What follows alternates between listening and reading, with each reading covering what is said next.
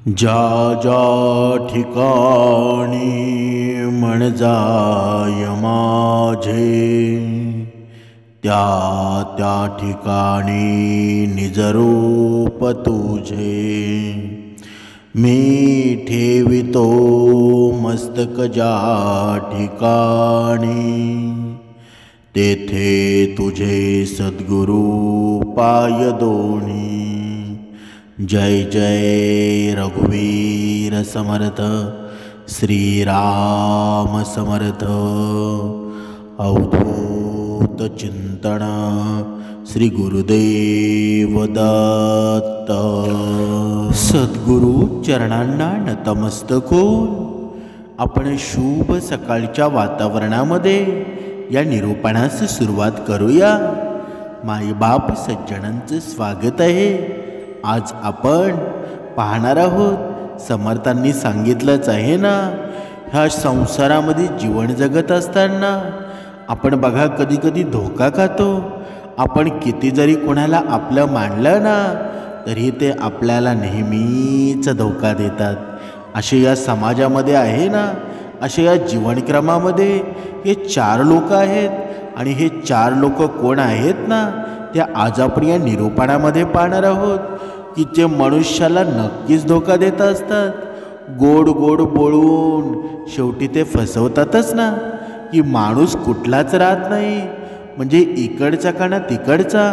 पण आपण एका उदाहरणाद्वारे पाहणार आहोत। एकदा भगवान विष्णूंचे मोठे भक्त म्हणजे देवर्षी नारद मुनी आकाशमार्गातून फिरत होते। तेव्हा त्यांनी पाहिलं की काही लोक एका स्त्रीला कळंकित करत होते। तेव्हा त्यांनी या गोष्टी मागचं रहस्य जाणून घेण्याचा प्रयत्न केला, पण त्यांना काहीच कळालं नाही। अखेर त्या स्त्रीबरोबर असं का होत आहे ना, मग नारद मुनी थेट पाप पुण्याच्या हिशोबानं मनुष्याला शिक्षा देणारे यमराज यांच्याकडे गेले। आणि तेथे पोचल्यावर त्यांनी यमराजांना नमस्कार केला आणि म्हणाले, हे धर्मराज, आज मी तुमच्याकडे एका प्रश्नासाठी आलो आहे। यावर यमराज म्हणाले, हे देवर्षी नारद मुनी, सांगा तुमचा प्रश्न काय आहे बरं। मला उत्तर देता आले ना तर मी नक्कीच देईल। नारद मुनी म्हणाले, हे धर्मराज, आज मी आकाशमार्गाने जात असताना मी पाहिलं की काही लोक आहेत ना, एका स्त्रीला कळंकित करत आहेत। मला हे फक्त जाणून घ्यायचं आहे की कोणत्या कारणानं त्या स्त्रीला असं अपमान सहन करावं लागत आहे। यमराज म्हणाले, हे देवर्षी नारद, त्या स्त्रीच्या कर्मामुळेच ती समाजातील लोकांकडून कळंकित होत आहे।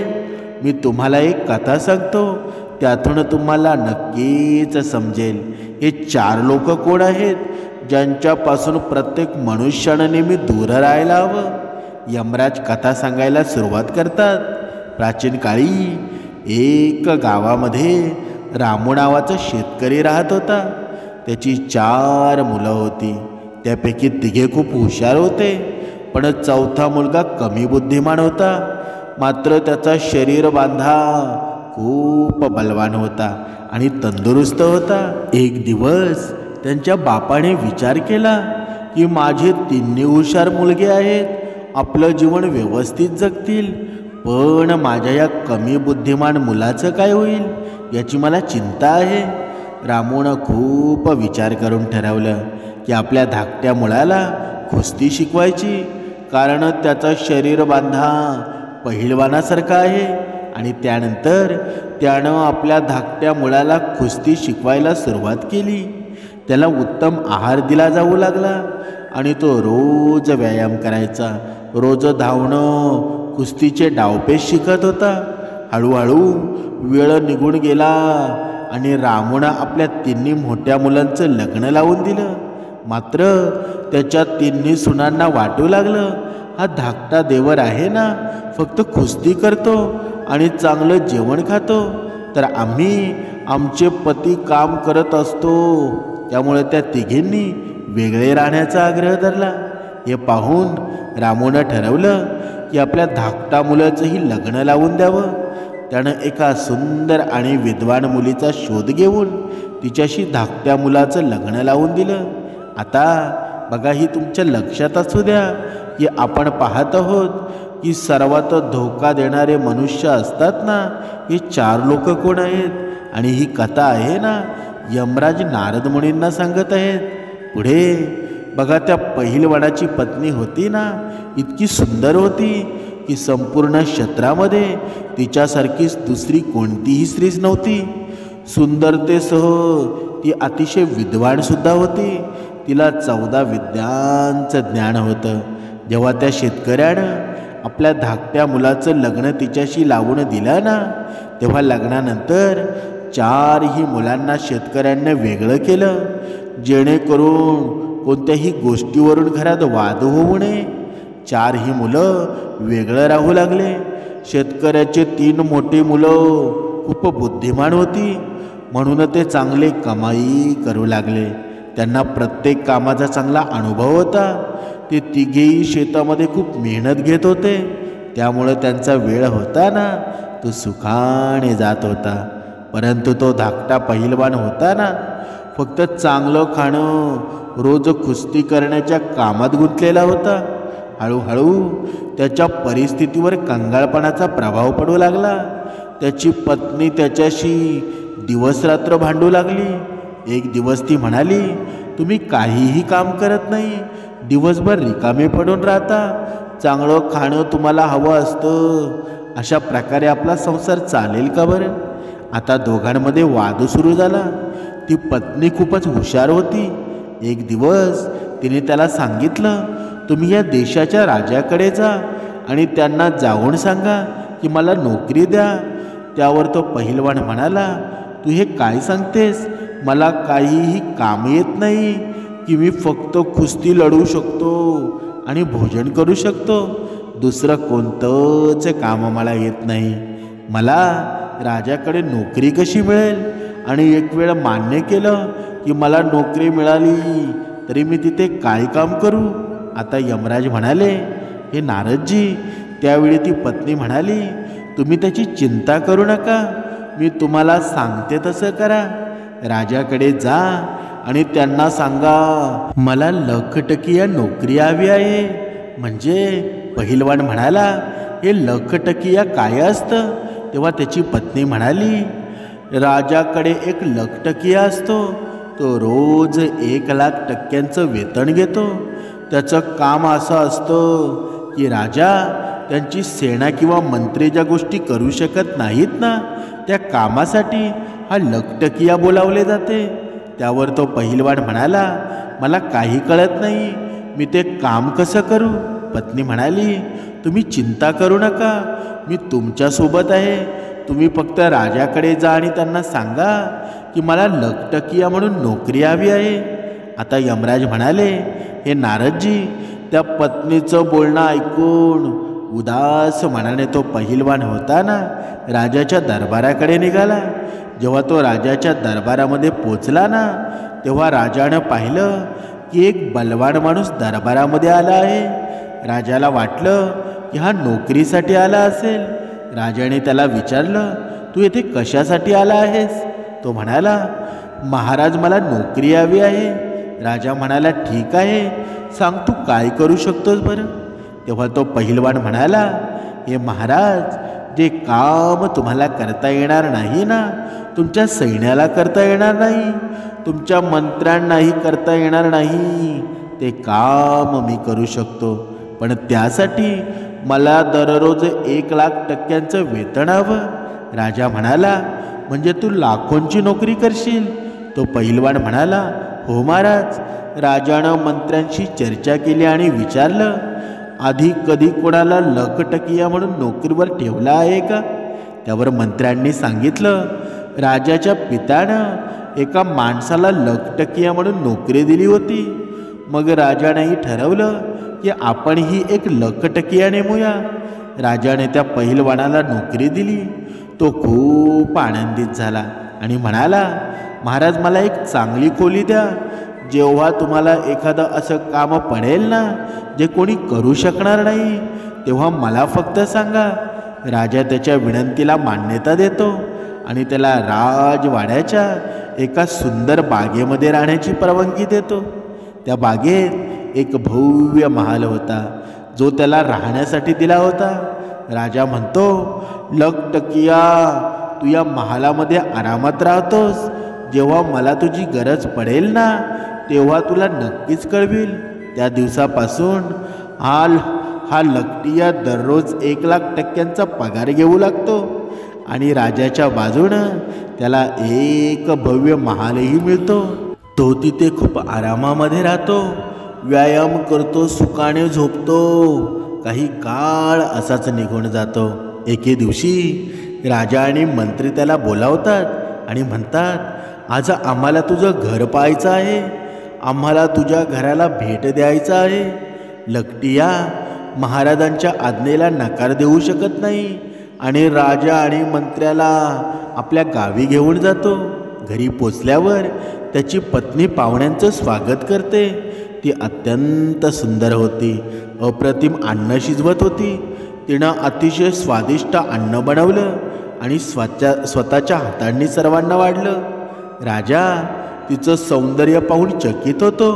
ती इतकी सुंदर स्त्री होती ना, राजाची राणी ही तिच्यासमोर काहीच नव्हती. राजाने मनातच विचार केला की ही लखटकियाची पत्नी आहे ना, आपल्याला मिळाली पाहिजे. राजा मंत्र्याला विचारतो, माझं मन तिच्यावर जडलं आहे, आपण तिला माझ्या महलामध्ये कसं आणू शकतो? मंत्री म्हणतो, राजन, हे अशक्य आहे. स्त्री, अग्नी आणि जळ यांचं नेहमी उलटं वर्तन असतं, यांच्यापासून सावध राहा. पण राजाच्या हट्टामुळं मंत्रीही योजनेमध्ये सहभागी होतो. काही काळानंतर राजमाता आजारी पडते आणि राजानं अनेक वैद्य बोलावले, पण कोणताही उपचार उपयोगी पडत नाही. एके दिवशी मंत्री जंगलामध्ये फिरत असताना त्याला एक वैद्य भेटतो. मंत्री त्याला राजमातेसाठी बोलावतो, पण आधीच त्याला एक योजना सांगतो. तो म्हणतो, तू असं काही उपचारासाठी माग जे कुठेच उपलब्ध होणार नाही. वैद्य लालच्यानं त्याच्या बोलण्याचा मान्यता देतो आणि मंत्री वैद्याला राज दरबारामध्ये घेऊन जातो आणि राजाला सांगतो, महाराज, हा वैद्य काशीपुरीहून आला आहे, राजमातेला तो नक्कीच बरं करेल. राजा आनंदित होतो आणि वैद्याला उपचारासाठी परवानगी देतो. वैद्य राजमातेला तपासायला सुरुवात करतो. तेव्हा त्या वैद्यानं राजमातेची नाडी पाहिली. तेव्हा नाडी पाहिल्यानंतर तो राजा म्हणाला, महाराज, त्यांचे उपचार होणं आता शक्य नाही. हे ऐकून राजासुद्धा घाबरतो आणि वैद्याला विचारू लागला, वैद्यजी. तेव्हा वैद्य म्हणाले, हे राजन, तुमच्या मातेचं केवळ एका वस्तूनच उपचार होऊ शकतो. राजा म्हणाला, सांगा ती वस्तू कोणती आहे? तेव्हा वैद्य म्हणाला, हे राजन, ती वस्तू खूप दुर्मिळ आहे, ती सहजासहजी कुठे मिळणार नाही. राजा म्हणाला, तुम्ही फक्त सांगा, मी काहीही करून ती औषधी वस्तू आणून दाखवेन. तेव्हा वैद्य म्हणाला, महाराज, जर तुम्ही 4 हुरबीला आणाल ना तरच तुमच्या मातेचा उपचार होऊ शकतो. त्या हुरबिळाचं तेल काढून ते तेल आहे ना राजमातेच्या अंगावर लावलं तर त्या खूप लवकर बऱ्या होतील.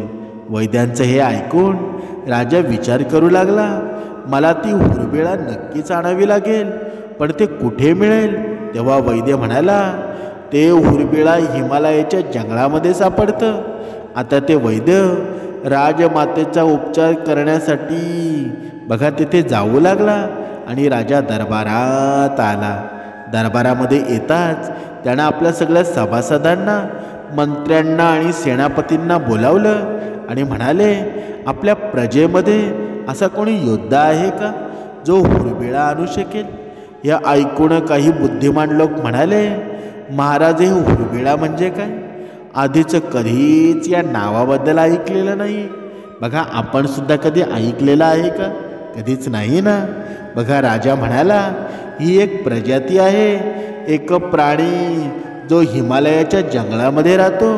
राजाची ही गोष्ट ऐकून सगळे दरबारी शांत झाले कारण ज्याबद्दल राजा बोलत होता ना, तो हुरबिला नावाचा प्राणी कुणीच पाहिलेला नव्हता.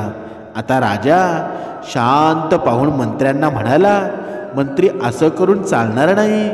राजमातेला वाचवण्यासाठी आपल्याला तो हुरबिला आणावाच लागेल. तेव्हा मंत्री म्हणाला, महाराज, ही तर खूपच चांगली संधी आहे. आपल्याकडे जो पहिलवान गेल्या 6 महिन्यापासून फक्त बसून लाखो टक्क्यांचा पगार घेत आहे ना, तो कोणत्या दिवसासाठी उपयोगात येणार आहे? त्याला हुरबिला आणायला सांगा. त्याला सांगा की 2 महिन्यात तो हुरबिला आणला नाही तर त्याला फाशी देण्यात येईल. मंत्री पुढे म्हणाला, जर त्याने हुरबिला आणला ना तर चांगलंच आहे, राजमातेला वाचवता येईल. आणि जर तो मरून गेला तर त्याची पत्नी आपल्यासाठी राहील आणि आपण तिला राजमहालामध्ये आणू शकाल. यमराज म्हणतात, बघा, तुमच्या लक्षात असू द्या, ही कथा यमराज देवर्षी नारदजींना सांगत आहेत. राजाची ही नियती होती ना, आधीपासूनच पहिलवानाच्या पत्नीवर होती. राजा म्हणाला, वा मंत्री, किती उत्तम कल्पना सुचवली आहे. जर तो पहिलवान हुरबिला आणू शकला तर ठीक आहे, आणि जर नाही आणू शकला ना तर त्याला फाशी देऊ. तो 6 महिन्यापासून लाखो टक्के वेतन घेतोय. राजानं विलंबना करता 4 सैनिक पाठवले. पहिलवानाला दरबारामध्ये बोलावलं. आता पहिलवान राजाच्या दरबारामध्ये आला आणि राजा म्हणाला, हे पहिलवान, तू बऱ्याच दिवसापासून फक्त पगार घेत आहेस. अद्याप तू आमच्यासाठी काहीही काम केलं नाहीस. आता एक काम आलं आहे. तेव्हा पहिलवान म्हणाला, महाराज, तुम्ही आज्ञा द्या, मी नक्कीच हे काम करेन. राजा म्हणाला, मला 4 हुरबिला हवे आहेत. मला त्यांचं तेल काढून राजमातेच्या अंगावर लावायचं आहे, जेणेकरून त्यांची तब्येत बरी होईल. राजाची गोष्ट ऐकून पहिलवान विचारात पडला. तो म्हणाला, महाराज, मला काही समजलं नाही. हे हुरबिला म्हणजे काय? राजा म्हणाला, आम्हालाही माहीत नाही, पण तुला ते आणायचं आहे.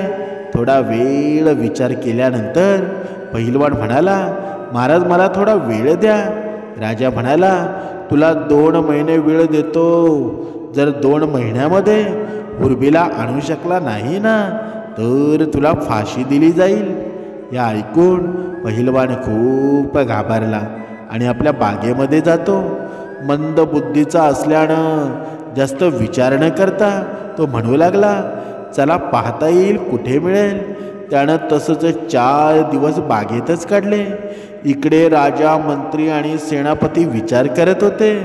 तो अद्याप हुरबिला आणण्यासाठी गेला नाही. 4 दिवस झाले तो बागेतच झोपतोय. राजा म्हणाला, मंत्री, तो हुरबिला आणण्यासाठी कधी जाणार आहे? त्याला सांगा, अन्यथा त्याला फाशी दिली जाईल. त्यानंतर राजा म्हणाला, त्याच्याकडे कोणीही जाणार नाही, मी स्वतःच जाईल. ही गोष्ट ऐकून मंत्री म्हणाला, ठीक आहे महाराज, तुम्ही स्वतः पहा, तो हुरबिला आणण्यासाठी का गेला नाही बरं. असे विचार करून राजा पहिलवानाच्या घरी जातो. पण पहिलवानाने ही गोष्ट त्याच्या पत्नीला कधी सांगितली नव्हती. पहिलवानाची पत्नी होती ना, खूप विद्वान होती. तिनं तिच्या अंगणामध्ये 100 हात खोल विहीर खणून घेतली होती आणि विहिरीच्या वर तिने एक खाट टाकून ठेवली होती. त्या 4 पाईला तिने कच्च्या सुताने बनवलेलं होतं. त्यावर तिने एक खूप सुंदर मखमली गादी ठेवलेली होती. इकडे जेव्हा राजा दरवाजा ठोठावला ना आणि आवाज दिला, तेव्हा पहिलवानाची पत्नी दरवाजा उघडायला आली आणि द्वारावर राजा पाहून ती म्हणाली, महाराज, आपण इथे माझ्या गरीबाच्या घरी. बघा, नंतर पहिलवानाच्या पत्नीनं राजाचं खूप स्वागत केलं आणि म्हणाली, महाराज, आपण इथे बाहेर बसा, मी तुमच्यासाठी जेवण आणते. माझा नवरा सध्या घरी नाही. तेव्हा राजा म्हणाला, मी बाहेर काय करील, मी तुमच्या सोबतच आत येतो. बघा, आता राजानं पहिलवानाबद्दल त्याच्या पत्नीचं कान भरण्यास सुरुवात करतो. तेव्हा तिला म्हणतो, सुंदरी, असं वाटतं की पहिलवान तुला नीट ठेवत नाही. तो तुला काय नीट ठेवणार? तो तर दुसऱ्याच्या घरी नोकरी करतो. जर तू माझ्या महलाची राणी झालीस ना, तर तुझं जीवन किती सुंदर झालं असतं. राजाच्या तोंडून असं गोड गोड वाक्य ऐकल्यावर पहिलवानाची पत्नी समजली की राजाची नियत बरोबर नाही. त्यामुळं ती राजाला धडा शिकवायचं ठरवते. ती राजाला म्हणाली, महाराज आतमध्ये या. तुम्ही बरोबर म्हणता, पहिलवान कोणत्याही प्रकारे माझ्या योग्य नाही. आता मीच त्याला सोडून देईल आणि आजपासून तुमच्यासोबत राहील. नंतर तिनं खूप हुशारीनं काम घेतलं. जेव्हा राजानं तिचं बोलणं ऐकलं तेव्हा तो तिच्या गोष्टींना भुलला आणि आतमध्ये गेला. मग पहिलवानाच्या पत्नीनं कच्च्या सुताचा पलंग विहिरीवर टाकला होता. त्यावर मखमलीची चादर टाकली. ती राजाला म्हणाली, महाराज या चारपाईवर बसा, मी तुमची सेवा करते. राजा त्या चारपाईवर बसल्यावर कच्च्या धाग्याचा पलंग तुटून विहिरीमध्ये कोसळतो. राजा खाली पडल्यावर विचार करतो, हे झालं कसं? आता तर मी फसलो आहे. इकडे राजा विहिरीमध्ये पडतो आणि तिकडे पहिलवान आरामात वेळ घालवत असतो. सकाळी पहिलवानाची पत्नी तिच्या जेठाच्या मुलांना बोलावते आणि म्हणते, मी तुम्हाला 2 सुवर्ण मुद्रा देईल. विहिरीत एक माणूस आहे, त्याला बाहेर काढा. त्यांनी राजाला बाहेर काढलं आणि तिने त्यांना सांगितलं, त्याला बांधून 50 चाबुकाचे फटके मारा. पहिलवानाच्या पत्नीच्या आदेशावर 50 चाबुकाचे फटके मारल्यानंतर त्याला त्यांनी परत विहिरीमध्ये टाकलं. ती म्हणाली, एका माठात पाणी आणि 2 पोळ्या विहिरीमध्ये टाका. रस्सीच्या साह्यानं त्यांनी रोज पाणी आणि पोळ्या खाली पाठवल्या. राजाला रोज अशी वागणूक दिली जात होती. इकडे राजा विचार करत होता, मी खूप मोठ्या अडचणीमध्ये सापडलो आहे. 4 दिवस असेच चालले. राजा जेव्हा दरबारामध्ये परतला नाही ना, तेव्हा मंत्री विचार करू लागले, महाराजांना झालं तरी काय? ते पहिलवानाच्या घरी गेले होते, तिकडे काय करत आहेत बरं? मग मंत्री तिथे जाण्याचा निर्णय घेतो. अंधार झाल्यावर मंत्री पहिलवानाच्या पत्नीच्या दरवाजावर पोचतो. त्यानं आवाज दिला. ती बाहेर येते आणि राजाचे मंत्री उभे असल्याचं पाहते. मंत्री तिला म्हणतो, पहा मी राजाचा मंत्री आहे आणि तुमच्याशी भेटायला आलो आहे. पहिलवानाची ती पत्नी म्हणाली, तुम्ही इथे का आला आहात बरं? पण मंत्र्यांची ही नियत वाईट होती. तो म्हणाला, पहिलवान तर आता मरणारच आहे, तो परत येणार नाही. तुम्ही इथे एकट्याच कशाला राहता? माझ्यासोबत चला, मी तुम्हाला महाराजांच्या महलामध्ये नेतो. हे ऐकून पहिलवानाची पत्नी त्याचा डाव समजते. ती म्हणते, चला आत जाऊ. तिला आत घेऊन जाते आणि त्याच्या कच्च्या सुताच्या खाटेवर बसवते. मंत्री बसताच खाट तुटून जाते आणि तो थेट विहिरीमध्ये पडतो. तेव्हा राजा मंत्रीला पाहून म्हणतो, मंत्रीजी तुम्ही इथे कसे? मंत्री म्हणाला, महाराज तुम्ही इथे कसे? तेव्हा राजा म्हणाला, मी पहिलवानाच्या पत्नीला खुश करण्यासाठी इथे आहे. आता तूही आलास तर अजून चांगलं झालं. सकाळ झाली तेव्हा पहिलवानाच्या पत्नीनं तिच्या जेठाच्या मुलांना बोलावलं. त्याचा रोजचा नियम झाला होता, राजा आणि मंत्री यांची खातेदारी करायची. त्यांनी विहिरीमध्ये एक दोरी टाकली आणि म्हणाले, नंबर 1 राजा, आता 2रा नंबर आहे. राजा दोरी पकडून वर चढतो आणि त्याला खांबाला बांधून ठेवलं जातं. नंतर 2री दोरी टाकली जाते. मंत्रीही वर येतो, त्यालाही खांबाला बांधून ठेवलं जातं. मग दोघांवर 50-50 चाबकाचे फटके मारले जातात आणि पुन्हा विहिरीत टाकले जातात. यानंतर पहिलवानाच्या पत्नीनं म्हटलं, यांना एक माठ पाणी द्या आणि 4 पोळ्या खायला द्या. दोरीच्या मदतीनं राजा आणि मंत्र्याला रोज पोळ्या आणि पाणी दिलं जाऊ लागलं. पण त्यांना रोज 50-50 चाबकाचे फटके मारले जाऊ लागले. मारानं त्यांची त्वचा सोडून निघाली. अशा प्रकारे 10 दिवस गेले.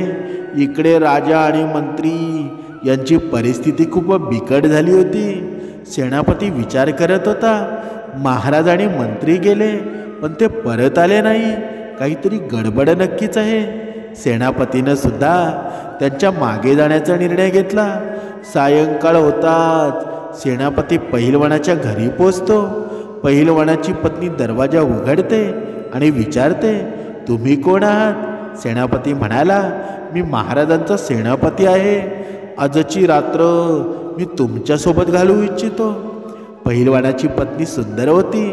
तिला पाहून सेनापतीही तिच्या प्रेमामध्ये पडतो. त्याच्या मनसुब्यांना ती ओळखून म्हणाली, हो नक्कीच या, माझ्या घरी तुमचं स्वागत आहे. सेनापती तिच्या बोलण्याला फसतो. तो विचार करू लागतो की आता ती माझीच होईल. पण पहिलवानाची पत्नी खूप हुशार होती. तिनं त्याला कच्च्या सुताच्या खाटेवर बसायला सांगितलं. सेनापती काटेवर बसतात ती तुटते आणि ती थेट विहिरीमध्ये पडतो.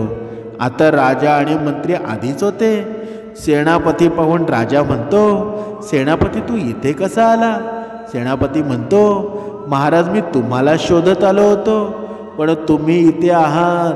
राजा म्हणतो, चांगला आहे, तू तरी आला आहेस ना. आता सकाळी पाहूया काय होतं. मंत्री म्हणाला, सकाळी काय होणार आहे ते तू पाशीलच. आता चुपचाप झोपून जा. सकाळ झाली. जेठाचे मुलगे आले आणि रोज जी परिस्थिती होते ना, ते रोज परिस्थिती हे फटके खात होते. रोज त्यांना फटके बसत होते. त्यांची कातडी निघून गेली होती. आता त्यांना समजलं, जिथे पहिलवानाच्या पत्नीला आणायला गेले ना, ते तिथेच आपले प्राण जाण्याची वेळ आली आहे. एके दिवशी कोतवाल विचार करू लागला, महाराज गेले, मंत्री गेले, सेनापती गेला, कुणीच परत आले नाही. त्या पहिलवानाच्या घरी काहीतरी गडबड आहे. कोतवाल रात्री अंधारात पहिलवानाच्या घरी पोचतो. तो दरवाजा ठोठावतो. दरवाजा उघडतो आणि पहिलवानाची पत्नी विचारते, तुम्ही कोण? कोतवाल म्हणतो, मी कोतवाल आहे आणि राजा, मंत्री आणि सेनापती यांच्यासाठी आलो आहे. कोतवालानं जेव्हा पहिलवानाच्या पत्नीला पाहिलं तर तोही त्या सुंदरतेवर मोहित झाला. तो तिच्या घरी रात्रभर थांबण्याची इच्छा व्यक्त करू लागला. पहिलवानाची पत्नी म्हणाली, तुमचं स्वागत आहे. त्याच रात्री कोतवालही घेऊन जाऊन त्याला कच्च्या सुताच्या खाटेवर बसवलं आणि जे त्यांच्यासोबत झालं होतं ना, तेच त्याच्यासोबत झालं. आता विहिरीत पडलेले ते राजा, मंत्री, सेनापती, कोतवाल हे आता आजारी पडू लागले होते. राजाच्या मनामध्ये विचार करू लागला की येथून सुटका मिळवायची तरी कशी. तो मनातच खूप दुःखी झाला होता. इकडे पहिलवान विचार करत होता की हुरबीला आणू कुठून. जर नाही आणला तर राजा मला नक्कीच फाशी देईल. तो विचार करत म्हणाला, चला मी माझ्या पत्नीशी बोलतो, कदाचित ती काही उपाय तरी सांगेल. निराश मनानं पहिलवान त्याच्या घरी जातो आणि पहिलवानाची पत्नी उदास चेहरा पाहून विचारते, असं काय झालं? तुमचा चेहरा एवढा उदास आहे बरं? पहिलवान म्हणतो, राजा मला फाशी देणार आहे. ती विचारते, का बरं? राजा तुम्हाला फाशी का देईल? पहिलवान म्हणतो, त्यांनी मला अशा गोष्टींचा आदेश दिला आहे ना, जे मी करू शकत नाही. पहिलवानाची पत्नी म्हणते, सांगा तरी काम काय आहे? पहिलवान सर्व हकीकत सांगतो आणि म्हणतो, महाराजांनी मला हुरबीला आणायला सांगितलं आहे. तो हिमालयाच्या जंगलामध्ये सापडतो. त्यांचं तेल राजमातेच्या मसाजासाठी उपयोगी होणार आहे, कारण त्या खूप आजारी आहेत. पहिलवानाची पत्नी म्हणते, एवढी छोटी गोष्ट आहे, मी तर घाबरले होते. आपल्या जंगलात असे हुरबीला भरपूर आहेत. मी मुलांना सांगून पकडून तुम्हाला देईल. तोपर्यंत तुम्ही 4-5 दिवस सासरी जाऊन या. त्यांनी तुम्हाला बोलावलेलं आहे. पहिलवान आपल्या पत्नीच्या सांगण्यावरून सासरी जातो आणि तो मनात विचार करू लागतो, माझ्या पत्नीमुळे मी वाचेन. माझी पत्नी खूप हुशार आहे. इकडे पहिलवानाच्या पत्नीनं आपल्या जेठाच्या मुलांना बोलावलं आणि त्यांना सांगितलं, तुम्ही मिळतील त्या सगळ्या पक्ष्यांचे पंख गोळा करा. कबुतराचे, मोराचे, इतर पक्ष्यांचे पंख, जास्तीत जास्त पंख एका खोलीमध्ये भरून ठेवा.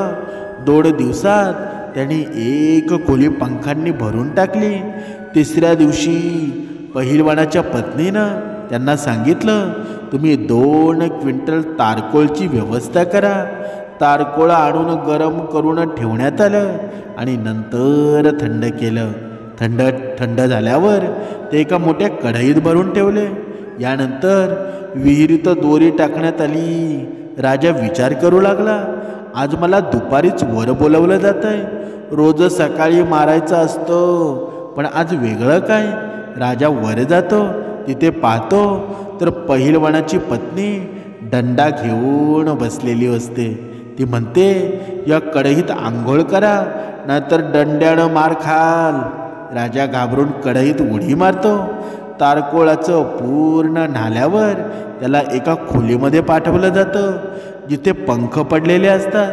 राजा त्या खोलीमध्ये झोपतो आणि सगळे पंख त्याच्या शरीराला चिकटतात. त्याला लोखंडी खांबाला बांधून ठेवलं जातं. यानंतर मंत्रीला वर बोलावण्यात आलं. मंत्री विचार करतो, राजेसाहेब परत आले नाहीत बरं. कदाचित त्यांना सोडून दिला असेल. आज आपल्याला सुटका होईल. मंत्री वर जातो आणि पाहतो की कढई तयार आहे. पहिलवानाची पत्नी त्याला कढईत उडी मारायला लावते. मंत्री ही तार कोळ्याच्या नाळ्यावर पंखांच्या खोळीमध्ये जातो आणि त्यालाही खांबाला बांधलं जातं. त्या पत्नीनं 4ही जणांना बघा त्या विहिरीतून वर काढलं आणि तारकोळांचे स्नान करून पंखाच्या खोळीत झोपवलं. 4ही जणांच्या शरीरावर विविध प्रकारच्या पक्ष्यांचे पंख चिकटवले आणि यानंतर त्यांना वेगवेगळ्या लोखंडी खुट्यांना बांधून ठेवण्यात आलं. ही घटना घडून 4 दिवस झाले. इकडे पहिलवान सासरी जाऊन परतसुद्धा आला. त्यानं आपल्या पत्नीला विचारलं, हुरबीला कुठे आहे? महाराजांचा आदेश पूर्ण करण्यासाठी फक्त 2 दिवस उरले आहेत, नाहीतर राजा मला माझ्या कुटुंबाला फाशी देईल. त्यावर पत्नी म्हणाली, तुम्ही एवढं का घाबरताय? मी आधीच सगळी व्यवस्था केली आहे. 4ही हुरबिळा आता बांधून ठेवले आहेत. पहिलवानानं पाहिलं तर घरात 4 विचित्र प्राणी बांधलेले होते. ते दिसायला माणसासारखेच होते, पण संपूर्ण शरीर काळं आणि शरीरावर विविध रंगाचे पंख होते. हे पाहून पहिलवान खूपच आनंदित झाला. पत्नी म्हणाली, हेच ते हुरबिळा आहेत का? तुम्ही त्यांना न्यायला हवं. हे खूप शांत आहेत, पण दंडा घेऊन जा. जर हे काही गोंधळ घालतील ना तर त्यांना दंड्याने मारा. पहिलवान आनंदात त्या 4घांना पकडून घेऊन निघाला. त्याच्या हातामध्ये मोठा दंडा होता आणि तो त्याच्या मागे चालत होता. इकडे राजा, मंत्री, सेनापती आणि कोतवाल विचार करत होते, जर आपण पळण्याचा प्रयत्न केला ना तर हा पहिलवान आपल्याला मारून टाकेल किंवा उचलून फेकून देईल. त्यापेक्षा शांतपणे त्याच्यासोबत चालणं चांगलं आहे. पहिलवान त्यांना घेऊन चालत असताना संध्याकाळ झाली. बागेतून जाताना त्याने विचार केला, उद्या सकाळी महाराजांच्या दरबारामध्ये हुरबीला सादर करील. आता आरामात झोपतो. पहिलवानानं त्या 4घांना एका कोठडीमध्ये बंद करून ठेवलं. इकडे राजा, मंत्री, कोतवाल विचार करू लागले, जर पहिलवानानं आपल्याला उद्या दरबारात सादर केलं ना तर राणी आपल्या शरीराला तेल काढून घेईल. राजमाता लवकरात लवकर बरी व्हावी म्हणून राजपुरोहित आपलं तेल काढतील, म्हणजे आपला अंत निश्चित आहे.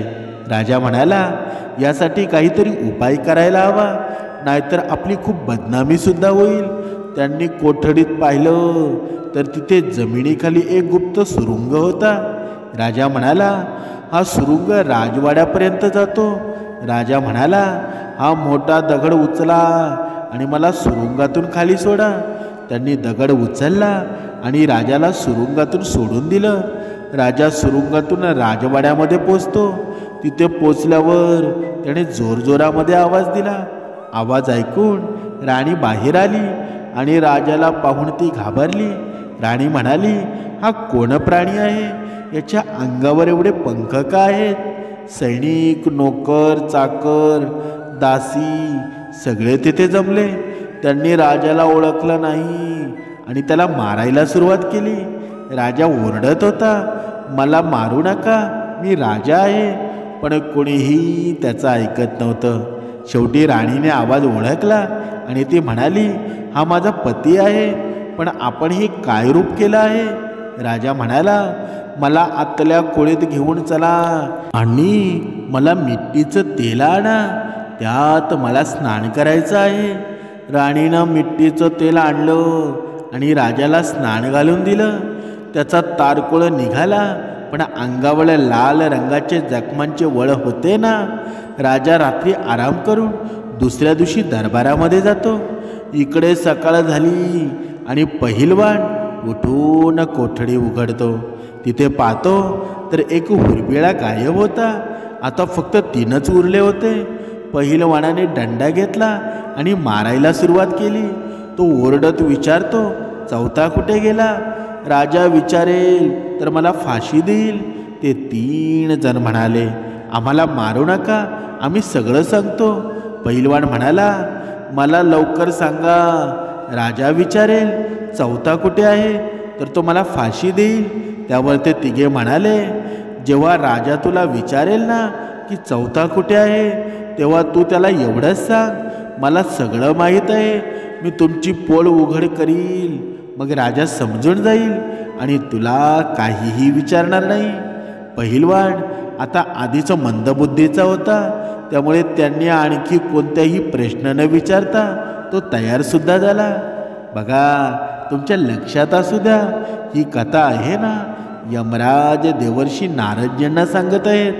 हे ऐकून पहिलवान खुश होतो आणि त्या 3घांना घेऊन राज दरबारामध्ये जातो. पहिलवान जेव्हा त्यांना घेऊन राजमहलामध्ये पोचला ना, तेव्हा त्यांना पाहून संपूर्ण दरबार अचंबित झाला. सगळे हसायला लागले, कारण त्यांनी एवढे विचित्र प्राणी कधीच पाहिले नव्हते. सर्वजण विचार करू लागले, असे प्राणी आम्ही कधी पाहिले आहेत आणि कधी आम्ही विचारसुद्धा केला असेल. पहिलवानानं त्या 3 उर्मिलांना राजाला सुपूर्द केलं. ते पाहून राजा म्हणाला, अरे पहिलवान, मी तुला 4 उर्मिला मागितले होते, हे तर 3च आहेत, चौथा कुठे आहे? मी तुला लगेच फाशी देईल. त्यावर पहिलवान म्हणाला, महाराज जास्त बोलू नका, नाहीतर मी तुमची सगळी पोळं खोलून टाकील आणि सगळ्यांना सत्य सांगून टाकील. आता पहिलवानाचे हे शब्द ऐकून राजा समजून जातो, याला सर्व काही माहीत आहे. जर यानं माझी पोल उघडली ना, तर मी लोकांसमोर तोंड दाखवण्याच्या लायकीचा राहणार नाही. राजा गुपचाप त्या 3घांना ताब्यामध्ये घेऊन सगळ्यांना लपून त्यांच्या घरी पाठवतो आणि सांगतो, लवकर स्नान करून स्वच्छ होऊन दरबारामध्ये या. ते 3 आपापल्या घरी जाऊन त्या मिट्टीच्या तेलामध्ये स्नान करतात आणि स्वच्छ होऊन येतात. त्यानंतर राजेशाही वस्त्र परिधान करून पुन्हा आपापल्या मूळ रूपामध्ये येतात. मग एकमेकांशी विचार करतात, आपण जर पहिलवानाच्या पत्नीला मिळवायची इच्छा केली नसती तर कदाचित आपल्यावर असं काही झालं नसतं. ते पुढे म्हणतात, आता आपण ही गोष्ट कुणालाच सांगू शकत नाही. जर आपण पहिलवान आणि त्याच्या पत्नीचा बदला घेतला तर ती पत्नी ही ती गोष्ट राणीला आणि संपूर्ण नगराला सांगून टाकेल. म्हणूनच हे गुप्त रहस्य ठेवलेलं बरं. या प्रकारे त्यांनी कोणाला काही सांगितलं नाही. पहिलवाना आनंदानं राजाच्या दरबारामध्ये नोकरी करत राहिला. त्यानं समाधानानं आपलं जीवन जगलं. बघा, आता यमराज म्हणतात, हे देवर्षी नारदजी, मला तुम्हाला ही गोष्ट सांगून एक संदेश द्यायचा आहे की परस्त्री असते ना, परधन असतं, यांच्या मागे कधीही धावू नका. समर्थांनी सुद्धा सांगितलेलं आहे ना, परस्त्री माते समान परधन भयावं. जर तुम्ही असं केलं ना तर तुम्हाला कायरांप्रमाणे घुटमळत राहावं लागेल. असं म्हणतात ना की काही लोक असतात ना, नेहमी परस्त्री आणि परधन पाहून वाईट नियत ठेवतात. म्हणून असे लोक आहेत ना, कधीच आपल्या घरी बोलवू नका. हे 4 प्रकारचे लोक कोण आहेत ना? पहिला म्हणजे जो पुरुष कामी असतो, लोभी आहे, ज्यानं कधीही धर्मशास्त्र वाचलेलं नाही किंवा ऐकलं सुद्धा नाही, अशा लोकांना कधीच घरी बोलवू नका. असे लोक आहेत ना, तुमच्या स्त्रीचं मन विचलित करतात. आता दुसरा म्हणजे ज्यांनी कधीही कोणाला आदर्श मानलेला नाही, जे धर्मापासून अनभिज्ञ आहेत, अशा लोकांना कधीच घरात आणू नका. आणि तिसरा म्हणजे ज्यांचं मन चंचल आहे, असे लोक घरी आणणं योग्य नाही. आता चौथा म्हणजे ज्यांना देवाचं भय नाही ना, जे पशुवृत्तीचे आहेत, असे लोक असतात ना, नेहमी परस्त्री आणि परधन पाहून वाईट नियती ठेवतात. म्हणूनच परस्त्री आणि परधन आहे ना, यांच्या मागे धावू नका. मनुष्य अनावश्यक संकटात अडकतो. देवर्षी नारदजी म्हणतात, हे यमराजजी, तुमचं सांगणं मला समजलेलं आहे, पण एक गोष्ट मला कळाली नाही. ती स्त्री आहे ना, जिची निंदा काही पुरुष करत होते, तिच्याबद्दल ते का वाईट बोलत होते, ती कोण होती? त्यावर यमराज म्हणतात, हे देवर्षी नारदजी, प्रत्येक माणसाला आहे ना, त्याच्या कर्मानुसार फळ मिळत असतं. ती स्त्री जिच्याबद्दल तुम्ही बोलत आहात ना, तीच ती पहिलवानाची पत्नी आहे, जिने पूर्वी राजा आणि त्यांच्या साथीदाराला अत्याचार केले होते.